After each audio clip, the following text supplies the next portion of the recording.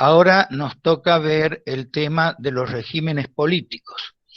Dos temas que se vinculan porque en el derecho político y en la ciencia política en general, muchas veces ocurre que eh, las expresiones son usadas con sentido y con alcance distinto por los distintos autores. Pero es necesario distinguir las formas de gobierno de los regímenes políticos, porque las formas de gobierno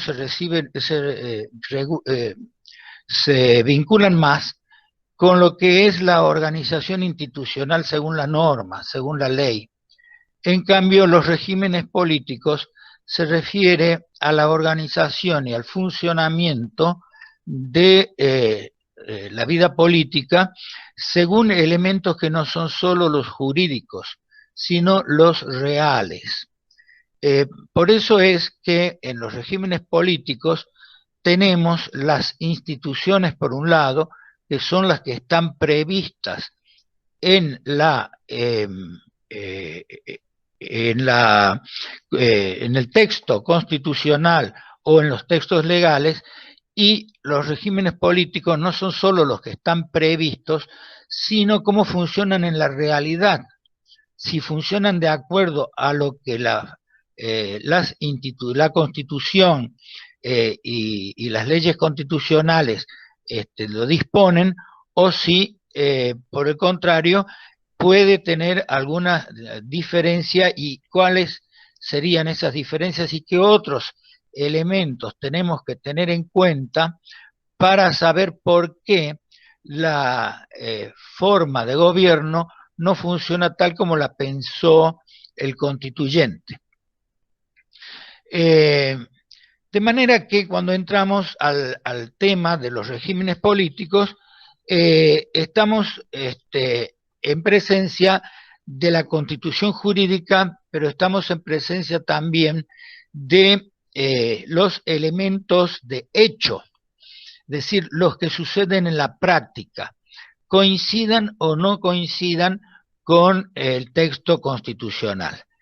Pero además, cuando se habla de régimen político, se habla de algo más que lo meramente jurídico. Se habla de lo que ocurre en la realidad, en los elementos de hecho, en el comportamiento real de los distintos actores políticos, estén o no cumpliendo funciones previstas en la Constitución jurídica. De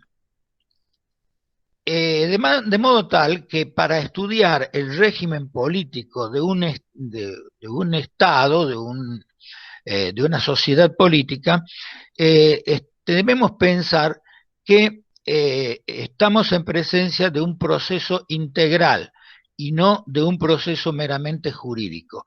Es como si se entrelazara lo político con lo sociológico y con lo psicológico de los actores políticos, con las bases económicas sobre las que se mueve una sociedad, y para eso, entonces, para comprenderlo mejor a qué vemos cuando tratamos de estudiar el régimen político, tenemos que tener en cuenta que generalmente detrás del funcionamiento de un régimen político hay una ideología o una concepción de la política que está actuando detrás de los distintos actores políticos. Les voy a poner un ejemplo. Si nosotros hoy hablamos de monarquía, no nos dice mucho. La monarquía no nos dice mucho porque por monarquía podemos entender una monarquía como las europeas, que son solo monarquías, que son monarquías constitucionales, y donde la figura de un rey, es decir, de aquel que siglos atrás concentraba el poder en su voluntad, en su persona, ejerciendo su voluntad, y en cambio hoy el soberano, el rey, ha quedado la palabra soberano como colgada a través del tiempo, prácticamente no tiene poderes políticos, sino más bien simbólicos, simboliza la unión nacional y a veces tiene algunos poderes en casos de crisis, como es poner en marcha los movimientos para constituir un nuevo gobierno. Eso entonces, en la forma de gobierno, nosotros podemos decir que España o que Inglaterra o que Suecia son monarquías. Sin embargo, esos países son tanto o más democráticos que muchos otros países que se llaman a sí mismos democracias. En cambio, hay resabios de lo que eran las monarquías tradicionalmente en países como por ejemplo, si nosotros tomamos por algún modelo de una monarquía absoluta, la Arabia Saudita, que se parece más a lo que habrá sido España o Francia por allá por los siglos XVI, XVII. Entonces, quiere decir que una cosa es la forma de gobierno, monarquía, hay un rey, y otra cosa es el régimen político. Este rey no gobierna, este rey no tiene casi facultades, es el que realmente gobierna. Bueno, el que realmente gobierna son los poderes estrictamente políticos, condicionados por la situación que tienen y que los rodean, para lo cual nosotros tenemos que tener en cuenta que en una sociedad hay tres tipos de relaciones. Por un lado, tenemos una relación de mando-obediencia. En la relación mando-obediencia quiere decir que en un régimen político hay alguien o algunos, un grupo más pequeño, más grande, o teóricamente la totalidad de la población, y de cuya dialéctica va a nacer un orden político. Luego tenemos la relación de lo público y de lo privado, de cuya dialéctica, es decir, de cuyo juego, de lo público y lo privado, van a ser la opinión del conjunto que va a condicionar la estructura de la sociedad. Y por último, hay una relación amigo-enemigo, de cuya dialéctica nace la lucha que condiciona la subsistencia de la sociedad. A ver si nos aclaramos. La relación mando-obediencia, la relación que hay entre el gobernante y los gobernados, establece un orden que está en los órganos, en los diseños jurídicos constitucionales, pero que lo supera, que va más allá de lo jurídico constitucional para ir a lo que funciona realmente. Esta relación mando-obediencia nos trae ejemplos de casos en los cuales el mando no está realmente a cargo de quien, según el orden jurídico, debe tenerlo. Por eso decimos muchas veces, en realidad en el país tal, ¿no es cierto?, los que mandan son los grupos de poder económicos, por ejemplo. Entonces se trata de estudiar si esos grupos de poder económico prevalecen por sobre aquellos que ostentan el poder político, o por el contrario, se tienen que sujetar a las leyes que son producto de la voluntad del poder político. Esa relación mando-obediencia, entonces, cuando estudiamos un régimen político, la tenemos que ver cómo está configurada, quiénes son los que realmente mandan, quiénes son los que realmente obedecen. Luego, la relación público-privada es la relación que hay entre el ámbito de libertades que tenemos los que somos gobernados, con respecto o comparando con potestad que tiene aquel que ostenta el poder público eh, sobre las actividades o la parte de la vida social que está en el mundo de lo privado. Y esto va a condicionar la estructura de la sociedad. Hay regímenes políticos que se involucran hasta en la vida privada de las personas, regulando de derecho o imponiéndose de hecho sobre en qué condiciones yo voy a poder, con qué margen de libertad yo voy a poder ejercer el ámbito de mi privacidad, sin que lo público, que en el mundo moderno es el Estado, pero pueden ser poderes de hecho también, ¿no es cierto?, se entrometen en la vida privada. Y entonces de allí va a salir una estructura de la sociedad. Y luego la relación amigo-enemigo. Cuando nosotros vemos una estructura política, nosotros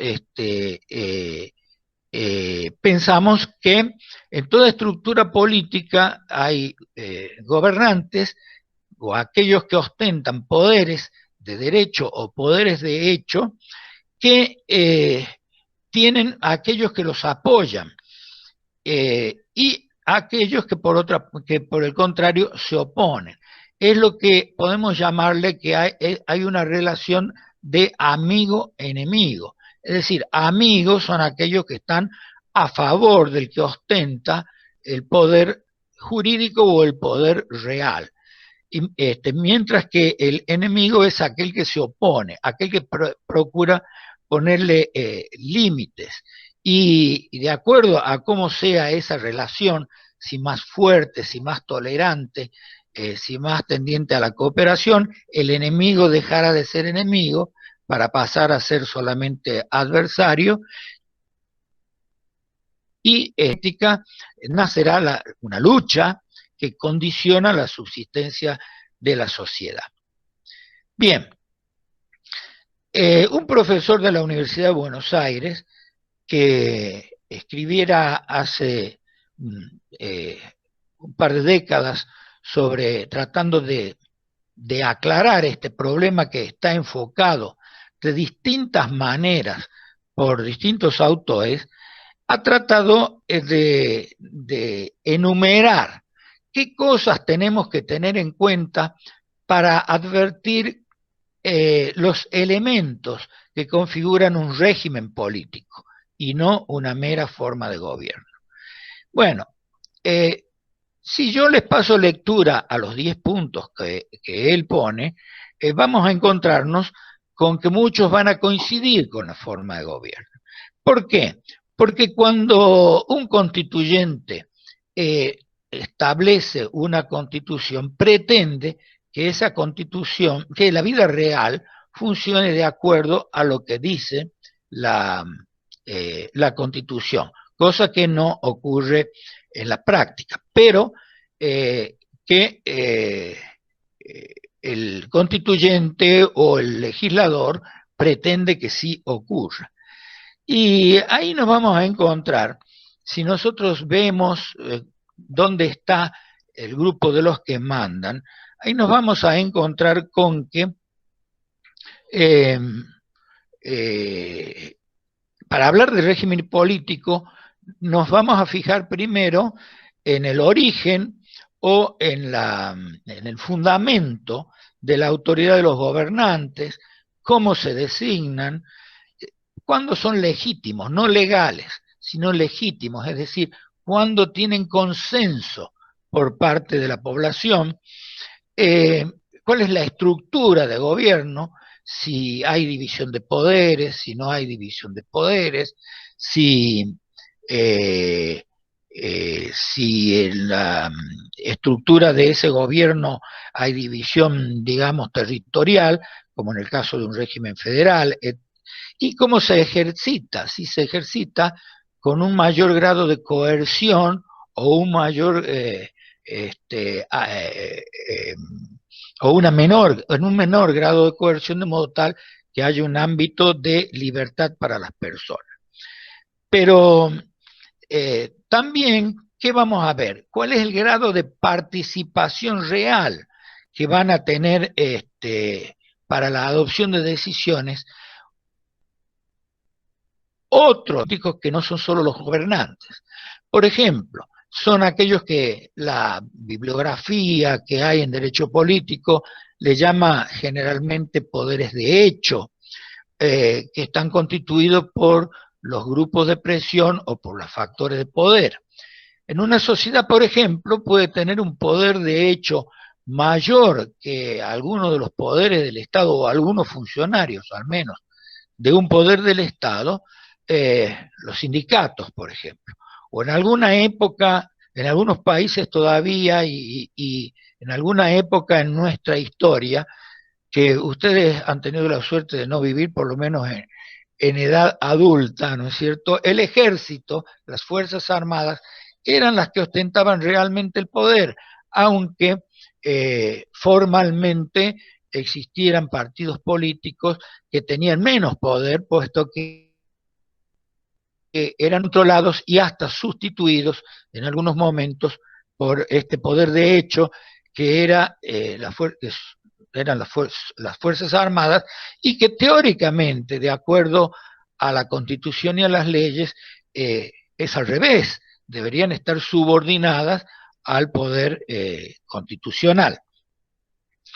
Luego, también hay dentro de lo que sería el aparato estatal, ¿no es cierto?, con sus autoridades, cómo se designan, qué ámbitos tiene, qué jurisdicciones hay, ¿no es cierto?, en la división de los poderes o en la división geográfica de un Estado. Encontramos también la burocracia, que es un actor político que es importante.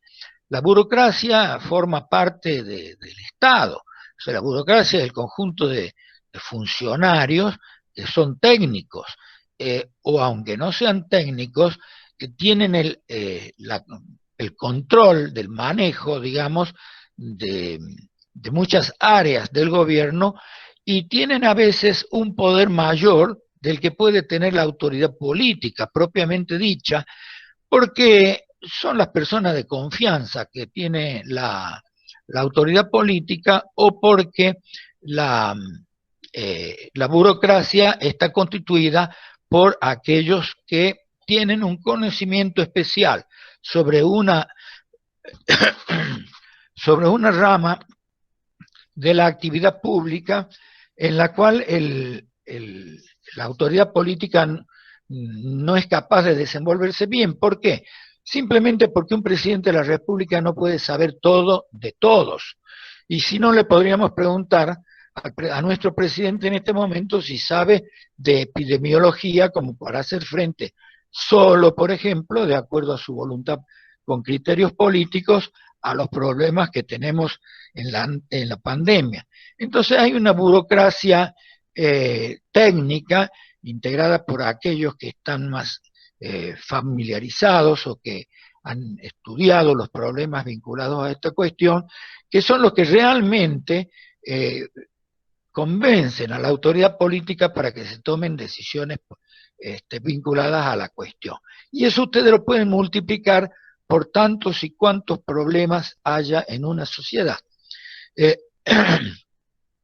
Hemos hablado de la salud pública, pero puede ser también en la organización del transporte público. O les digo el transporte, por no decirle las comunicaciones, o por no decirles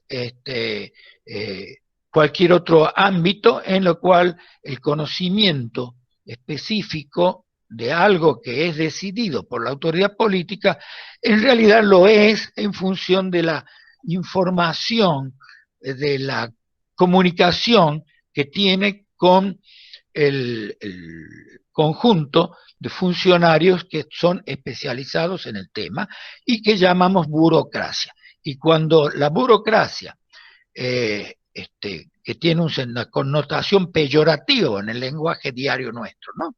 Generalmente hablamos de burocracia para hablar de la pesadez en los trámites que todos tenemos que hacer en algún momento, desde sacar un documento hasta para instalar un negocio, es una burocracia en un sentido negativo, es decir, algo que pone obstáculos, pero una burocracia en sí mismo es un conjunto de funcionarios que saben de un tema y que pueden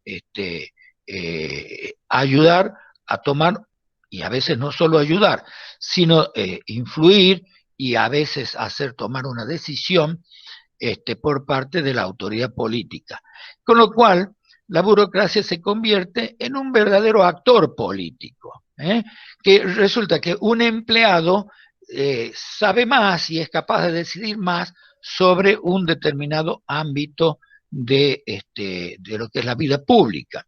Y cuando estos funcionarios son especialistas en algo técnico que la vida moderna nos ha invadido a partir especialmente de la segunda mitad del siglo XIX, es decir, a medida que la tecnología se ha ido haciendo cada vez más sofisticada, y hoy hay países que tienen como problemas políticos, por ejemplo, la conquista del espacio, ¿eh?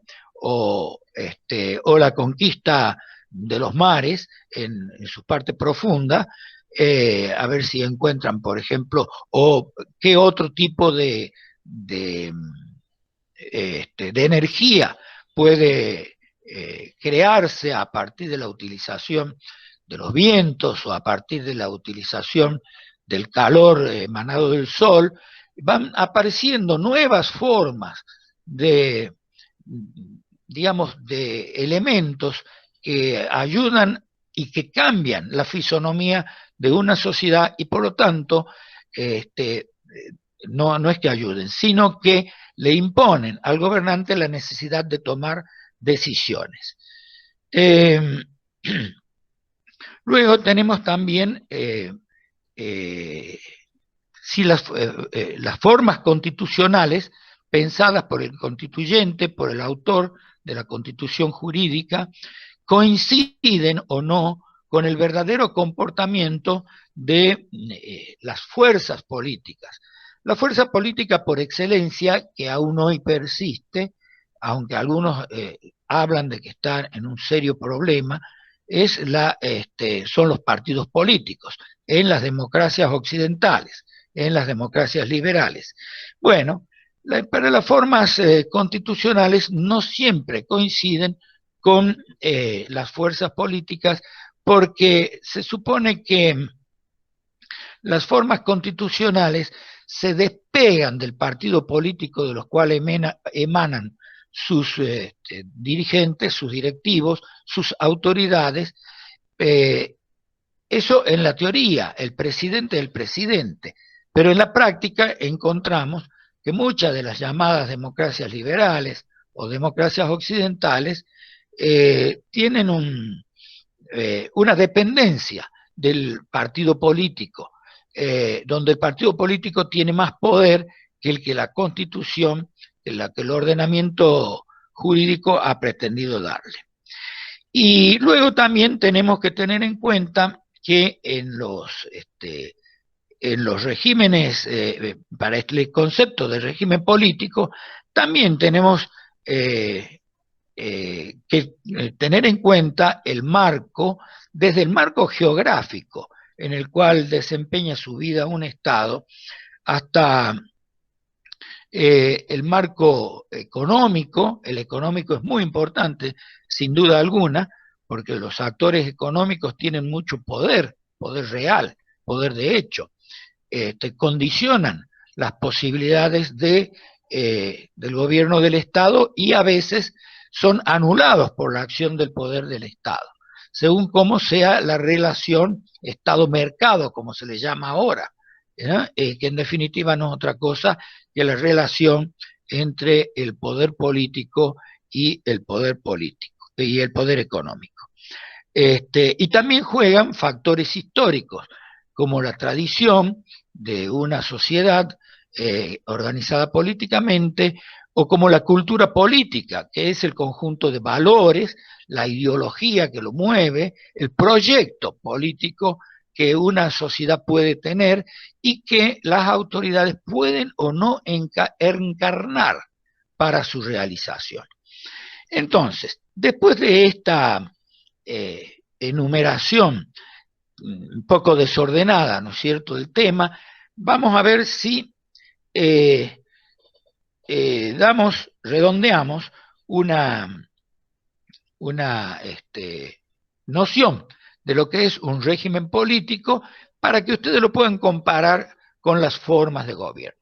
El régimen político es la forma de gobierno tal cual ella funciona en la realidad y no en la norma, más la existencia de otros factores que no son precisamente los que han sido previstos por aquel que tuvo a su cargo la pretensión de organizar la sociedad política de una manera determinada, sino que son factores de poder o poderes de hecho, poderes de facto, que también se entremezclan, digamos, en la vida política, teniendo una especie de diálogo que muchas veces no es diálogo, sino que es una confrontación con la autoridad política.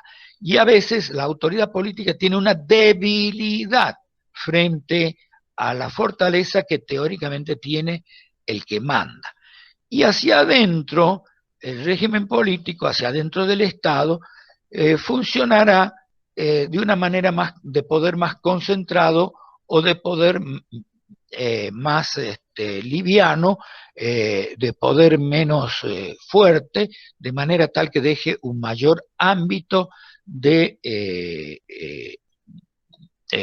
funcionamiento a la sociedad, a nosotros, en nuestra vida cotidiana y en lo que son nuestras instituciones naturales por las que transcurre la vida social, que van desde la familia, ¿no es cierto?, hasta organizaciones de todo tipo, organizaciones empresariales, organizaciones gremiales, organizaciones religiosas, etcétera, etcétera.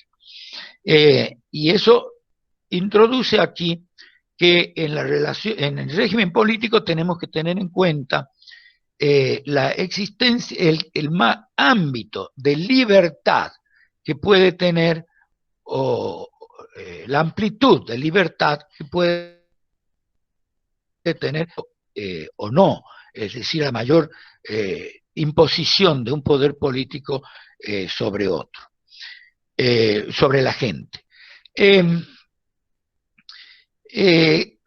tema de la clasificación de los regímenes políticos es un tema del que se ha escrito mucho, y sin embargo nosotros encontramos que en un régimen político son tantas las variables que juegan que es muy difícil hacer una clasificación, una tipología, porque cuantas más variables intervengan en la intención de hacer una tipología, nosotros vamos a encontrar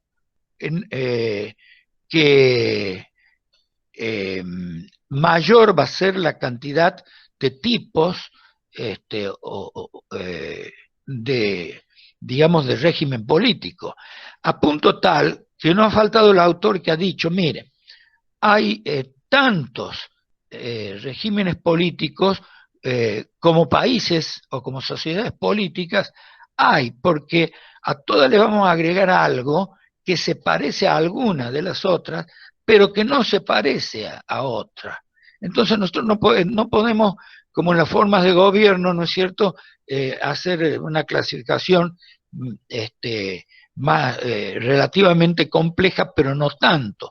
Si nosotros queremos clasificar todos los regímenes políticos, nos vamos a encontrar que nosotros somos distintos a los uruguayos, que nosotros somos distintos a los chilenos, que son nuestros vecinos, que se supone compartimos más de la mitad de nuestra historia, que tenemos nuestros orígenes comunes y que compartimos características sociológicas comunes.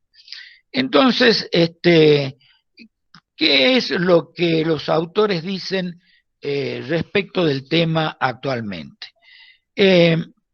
Bueno, los autores dicen que en realidad, si nosotros vamos a tomar tantas variables de derecho y de hecho que conforman el régimen político de una sociedad, nos vamos a encontrar con que la única manera de hacer manejable el tema es ver qué es lo que, digamos, se puede encontrar como que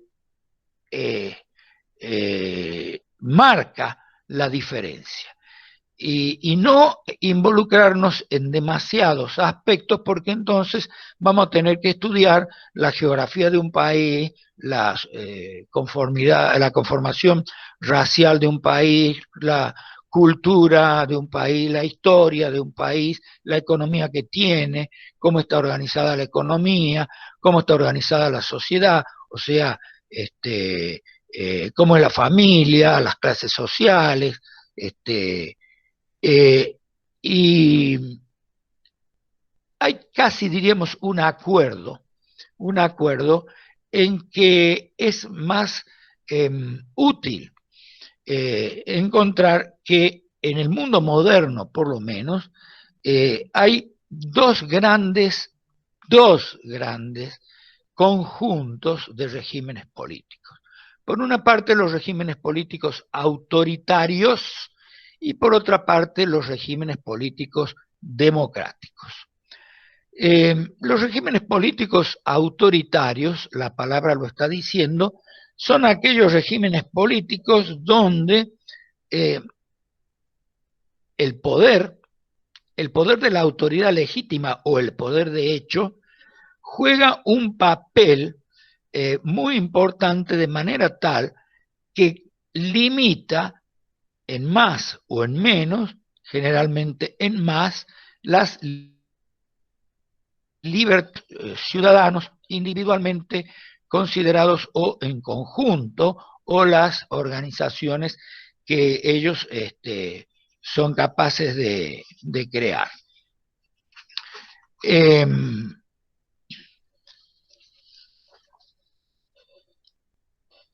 Por eso, por ejemplo, nosotros nos vamos a encontrar con autores como el español Caminal Badía o el profesor que fuera de la Universidad de Tucumán, Arturo Ponsati, la mayor parte, o el autor hispano-alemán Juan Linz, que van a decir, miren, aquí las sociedades políticas las podemos clasificar en dos.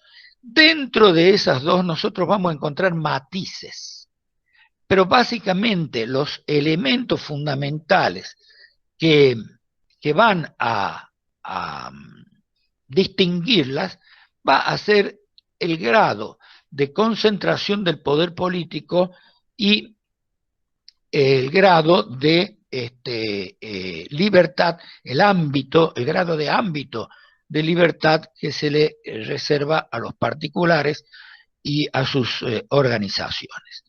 Veamos primero cuáles son los regímenes políticos autoritarios y después vamos a ver su contraparte, que serían los regímenes políticos democráticos. En la realidad, en la vida real, no en lo que dice el texto constitucional o las leyes que los han reglamentado. Bueno, antes de seguir adelante les voy a aclarar que esta tipología, incluso el mismo concepto de régimen político, es válido desde fines del siglo XIX hacia acá, porque hacia atrás no es que no existían regímenes políticos, pero no eran los mismos criterios de, digamos, de tipificación y de clasificación. ¿Por qué? Porque la sociedad era totalmente distinta. Es, digamos, con la aparición de la sociedad industrial donde se produce una complicada variación en la organización sociológica con la aparición de las clases sociales y hoy más bien con la, digamos, disolución de las clases sociales y con las consecuencias políticas que ésta tiene, puesto que la sociedad se ha hecho mucho más heterogénea, se ha hecho más compleja. Antes era más simple, la, eh, la, eh, la pertenencia a un sector social tenía que ver con la cuna, tenía que ver con la educación, tenía que ver con el ingreso y el poder político que se disponía, y de esa manera generalmente eran 2 o 3 clases sociales que tenían sus lealtades a respectivos partidos políticos. Eso está desapareciendo desde, digamos, los años 60, 70. Nosotros podemos decir que la mayor parte, si ustedes paran en la calle a cualquier persona, conocida o no, y le pregunta a usted qué es políticamente, le va a decir: yo no soy de ningún partido.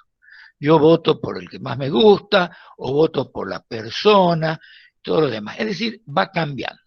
Eh, Se imaginan que cuando existían las monarquías absolutas, o existía la sociedad feudal y demás, no es que no tuvieran un régimen político, pero no tiene nada que ver con los regímenes políticos actuales. Bueno, vayamos a ver los regímenes políticos autoritarios. Porque los democráticos vamos a alcanzar a dar las principales características, pero la unidad siguiente está dedicada al estudio de la democracia, con lo cual lo van a poder comprender mucho mejor. En los regímenes políticos autoritarios nos encontramos que hay una polaridad, mando-obediencia. Esta polaridad mando, obediencia, que existe en todas las sociedades, porque alguien tiene que conducir, alguien tiene que mandar, y los demás tenemos que obedecer.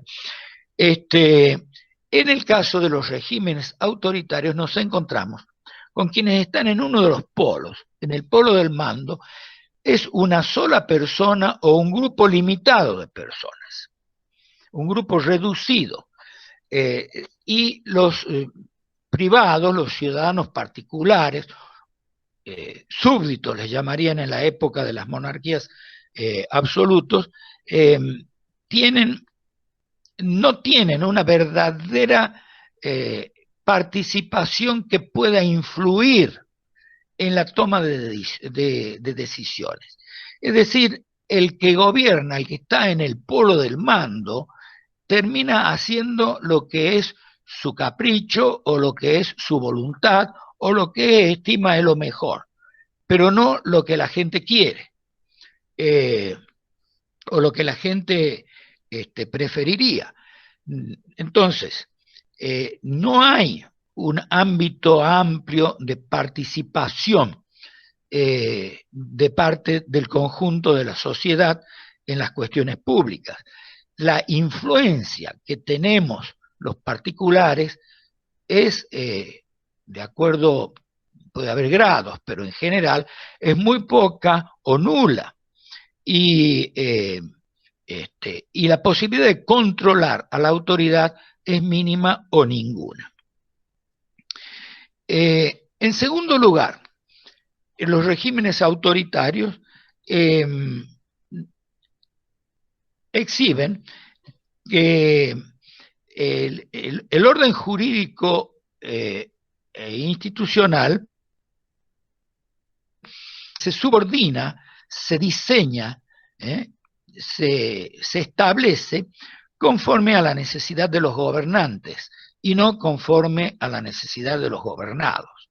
Es decir, si hay un golpe militar, por ejemplo, como vamos a tomar una forma de régimen autoritario clásico en América Latina hasta los años 80, digamos, del siglo pasado.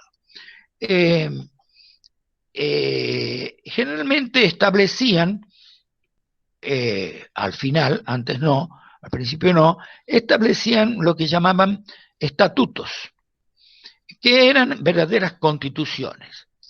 Esas verdaderas constituciones le daban al, al, al polo del mando una enorme cantidad de facultades, privando, disminuyendo o privándolos totalmente a los gobernados de toda posibilidad de participación, de dar opiniones, de expresar su acuerdo o su desacuerdo, o de controlar. Es decir, el gobernante eh, eh,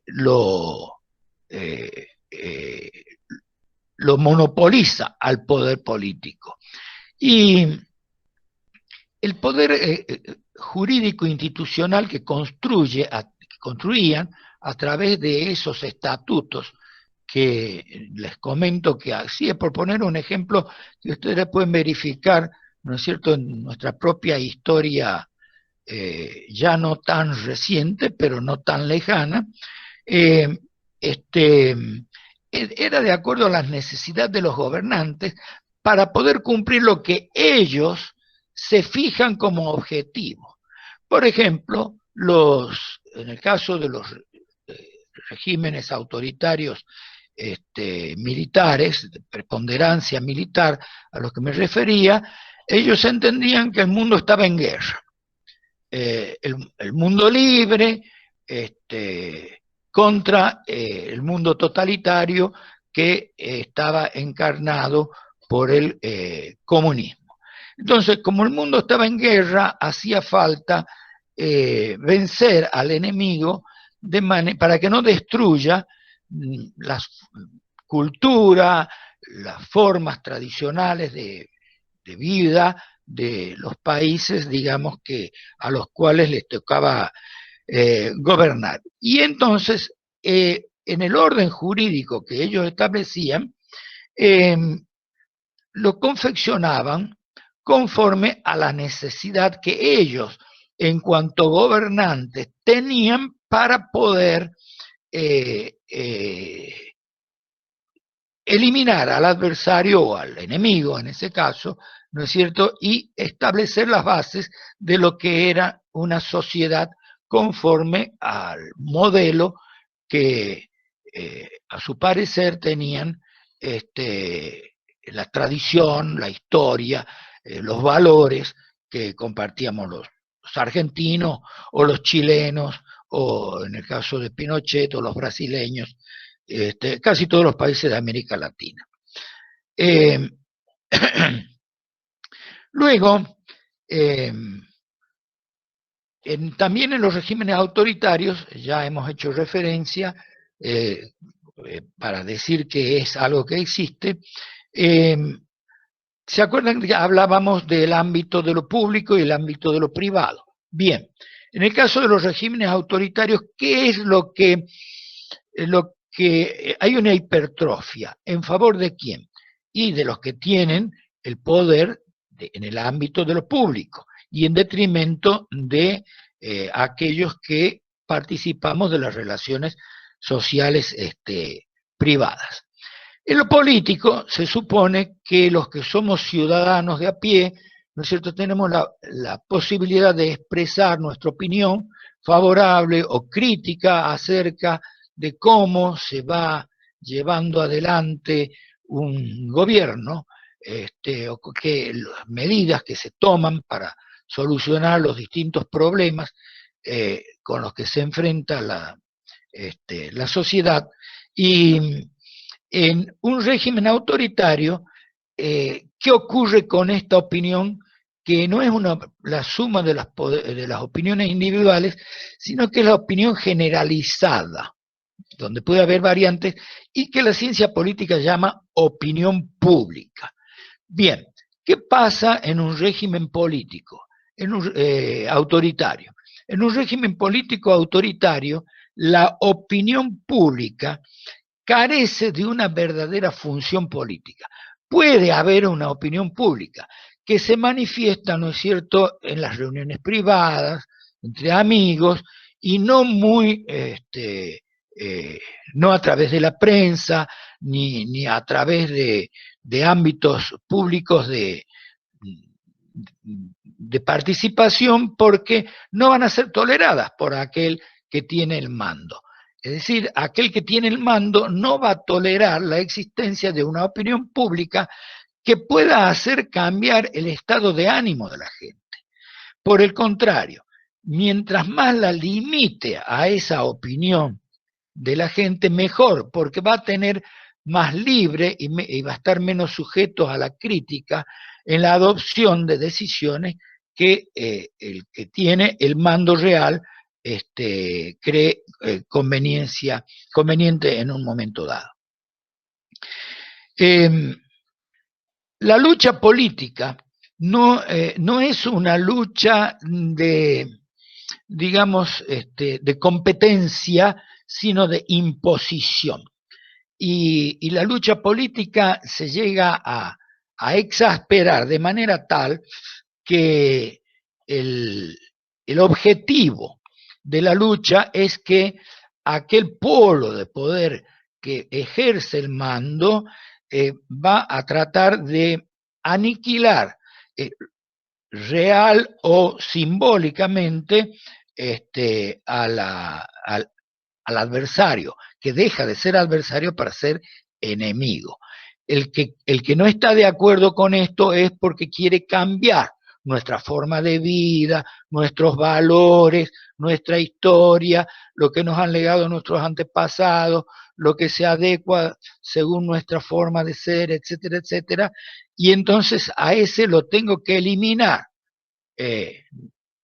Puede ser físicamente o puede ser simbólicamente, es decir, señor, lo que usted diga no cuenta, y usted no hable porque yo no le doy medios, no le doy micrófono, no le doy posibilidad de que imprima ningún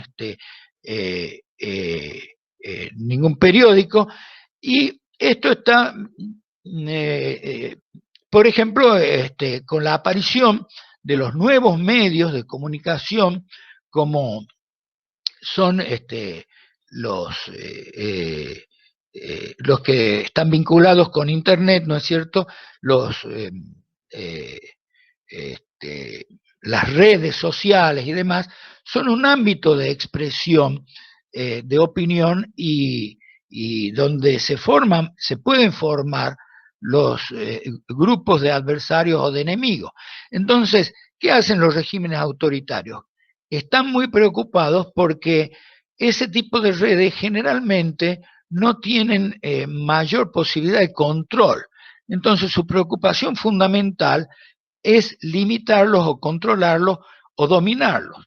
El ejemplo más clásico en el mundo es China. China en este momento, que tiene una forma de organización económica capitalista, pero tiene una organización política comunista muy centralizada, no permite que haya ninguna disonancia, y por lo tanto su problema principal va a ser cómo controlar o limitar la influencia de este nuevo protagonista que se ha venido a incorporar en los últimos 30 años. Bien. ¿Doctor? ¿Sí? ¿Me escucha? ¿Sí? Soy Gerardo Becerra, ¿cómo le va? Hola, Becerra, ¿qué tal? ¿Todo bien? Lo ¿Todo molesto bien? un segundito nomás Sí. para que el tema de la cámara no se lo alcance a ver muy bien, para que los alumnos puedan visualizarlo mientras usted expone. Ahí está bien. Tengo un problema con la cámara, y es que se me ha roto lo arriba de la pantalla, y entonces la tengo que poner al lado y Claro, se me ve se costado. mueve. Ahí se ve, ahí está, ahí se ve perfecto. Gracias, doctor, con disculpe. con mi prominente nariz destacándose. No, ahí se ve perfecto. Muchas gracias, doctor, Bueno, disculpe. gracias, Gerardo. Bien. Esos son algunos de los principales rasgos que van a caracterizar a los regímenes políticos autoritarios. Ahora, dentro de los regímenes políticos autoritarios hay una clase, una categoría que se da en llamar regímenes totalitarios. Esta expresión se está usando menos, no sé si es porque cada vez hay más regímenes totalitarios, es decir, los regímenes autoritarios son cada vez más totalitarios, o bien porque, porque están cambiando la forma de expresarse los distintos regímenes autoritarios. Pero sin embargo, la expresión regímenes políticos totalitarios como una subclase de los regímenes autoritarios es todavía válida. ¿Y por qué lo de totalitario? Lo de totalitario en realidad tiene una,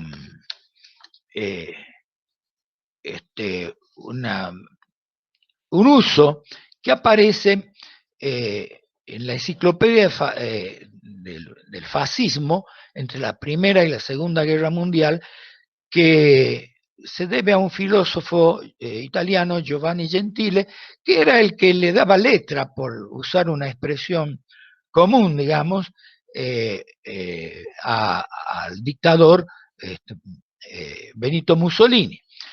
Que la expresión es que el fascismo dice, para el fascismo tiene que estar todo en el Estado, todo dentro del Estado y nada contra el Estado. Es decir, algo monolítico, homogéneo, con una sola cabeza, que es la que fija los objetivos y la que es la que toma las decisiones para alcanzar esos objetivos. El totalitarismo ha crecido mucho durante el siglo XX por la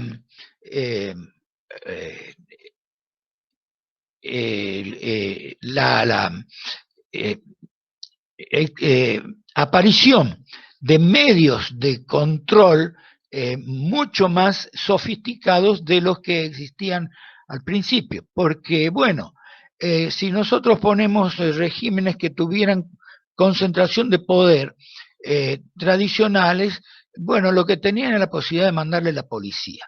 Pero hoy, luego, promediando el siglo XX y hasta hoy, y posiblemente cada vez más hacia adelante, nosotros advertimos que han ido generándose mayores posibilidades de control sobre el conjunto de la sociedad y, por lo tanto, la imposibilidad de permitir que haya opinión pública, que haya participación, que haya control, etcétera, etcétera. Y esto es cada vez más porque los sistemas, bueno, yo entiendo que el doctor del Barco les va a hacer leer, si es que no se los ha hecho leer ya, la novela 1984 de George Orwell. 1984 pasó ya hace 40 años casi, pero lo que previó o soñó o imaginó ese autor cada vez, digamos, se nota más. Es decir, hasta el uso de Internet, que todos usamos, hace que haya un control, generalmente en lo comercial, ¿no? Pero también en lo político. Hay un espionaje, la posibilidad de introducirse en sus opiniones políticas, sí, los algoritmos que se desarrollan, etcétera, cuáles son los lugares que ustedes visitan más. Y entonces, advirtiendo cuáles son, digamos, las simpatías o los comentarios que uno pone debajo, ¿no es cierto?, con la determinación de palabras claves, cuál es la orientación de simpatía o de antipatía hacia los comentarios que se ponen en los sitios que expresan desde la venta de un producto hasta digamos, la posición política de un determinado sector y obviamente la posición oficial. En el régimen totalitario, entonces, encontramos algo que es claro. El totalitarismo es un peligro que avanza y que es más difícil cada día ponerle un freno.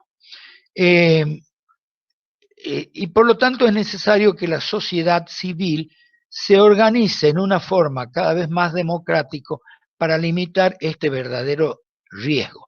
No es que la democracia esté desarmada, es que tiene que, digamos, redefinirse permanentemente, reinventarse permanentemente para evitar que las formas totalitarias vayan avanzando sobre la mentalidad de las personas y sobre la opinión de las personas. De acuerdo a las notas que nosotros hemos dado recién de los regímenes autoritarios, nos vamos a encontrar con que en los regímenes totalitarios esa polarización mando-obediencia ya llega a un extremo tal que el sector de los que tienen que obedecer prácticamente deben obedecer en forma absoluta y no tienen ningún margen de la vida privada, para su vida privada. Por ejemplo, en los regímenes meramente autoritarios, en la mitad del siglo pasado, la primera mitad, y en la segunda también, se decía, bueno, muy bien, en el autoritarismo hay una concentración de poder político, pero la vida social sigue su curso. La familia sigue teniendo su autonomía, las religiones tienen su autonomía, son respetadas, las organizaciones de la vida social. En cambio, el totalitarismo se mete hasta en los clubes deportivos. Y va a fijar que de acuerdo a la finalidad que tiene nuestro Estado, bueno, el deporte debe practicarse así, así, así, y fundamentalmente tal tipo de deporte, lo que fuere. Ni qué hablar de la vida religiosa, que es prácticamente controlada, convertida en un apéndice del régimen político.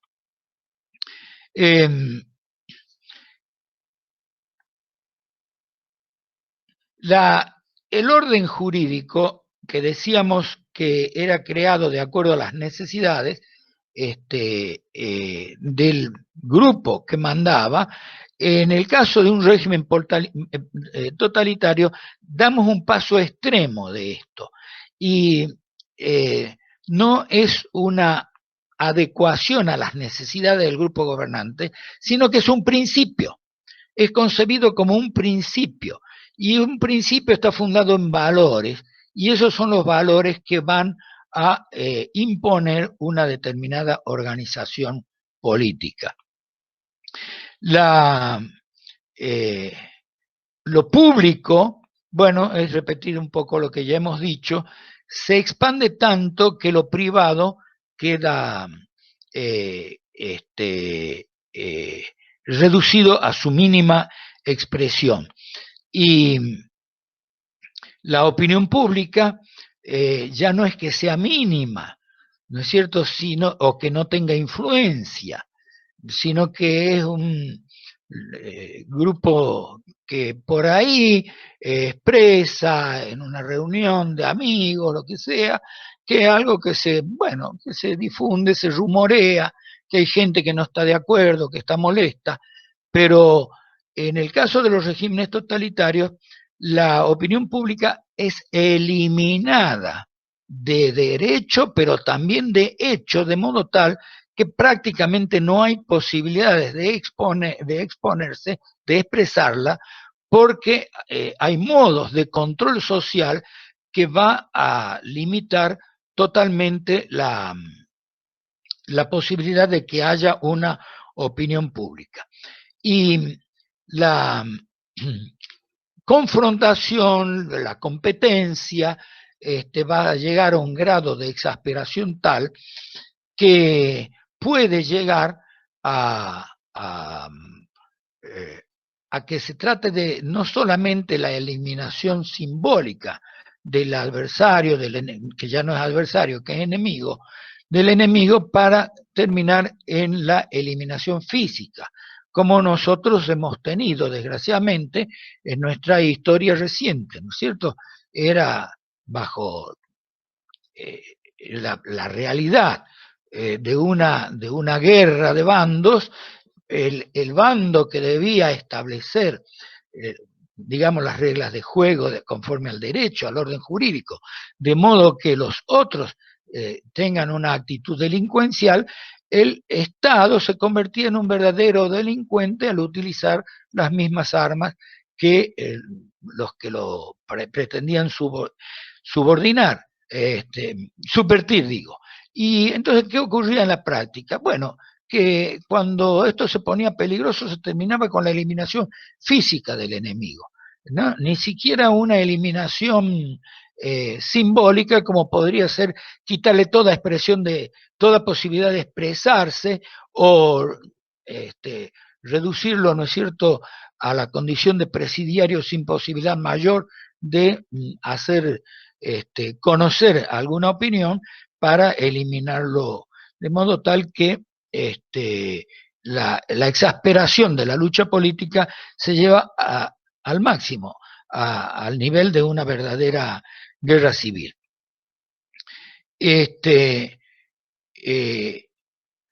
Cuando existe un partido, ¿no? Porque muchos de estos regímenes totalitarios no se preocupan por disfrazar, digamos, la existencia de un partido,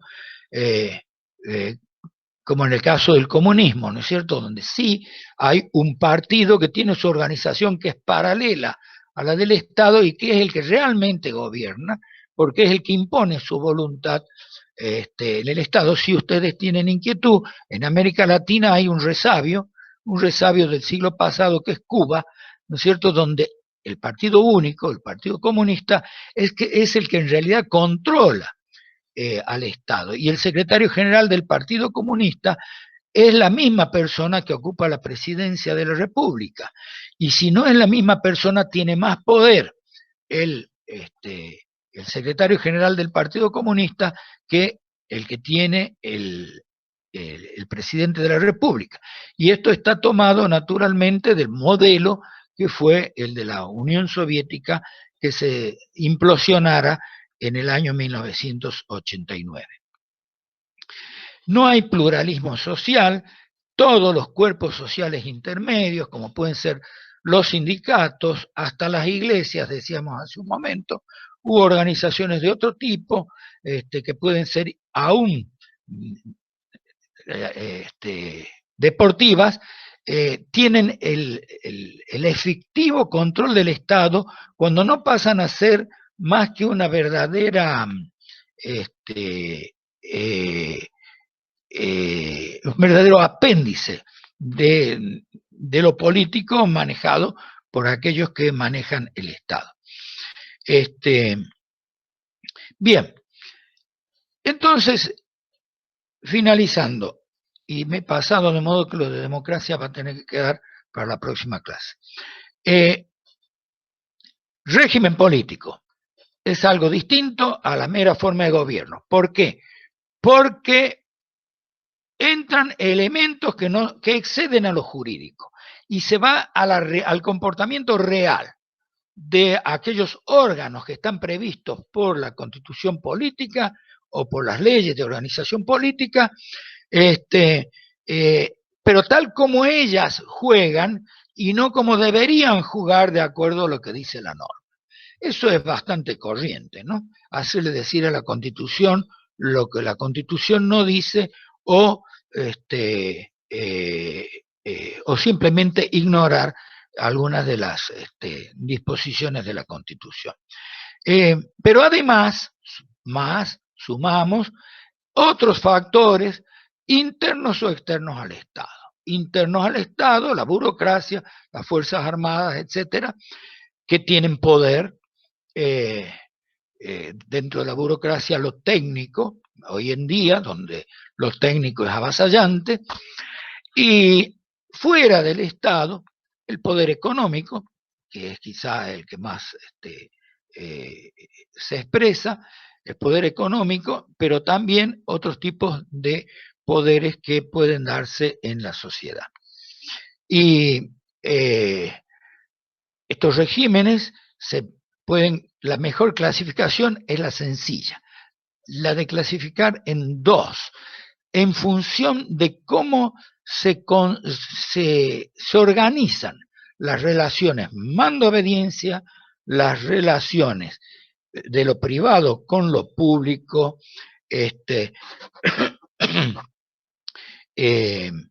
y las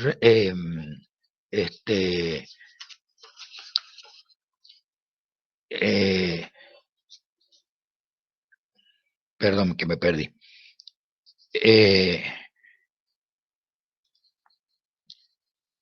Y en la expansión de del orden jurídico institucional respecto de la necesidad de los gobernantes.